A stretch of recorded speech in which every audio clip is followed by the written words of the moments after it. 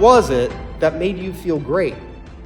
What was it that inspired you? So much of that is residing upon the individual themselves to be able to emphasize their own power.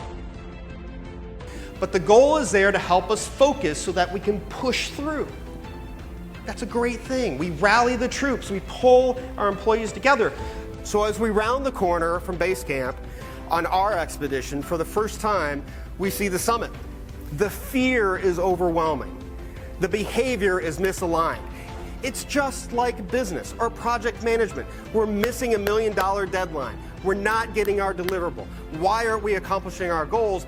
And the behavior comes out. It's our job as leaders to recognize the behavior for what it is. Our job as leaders is to put out that hand and help them move forward. In fact, it's our job not to solve the problem, but it's really about helping them take one step.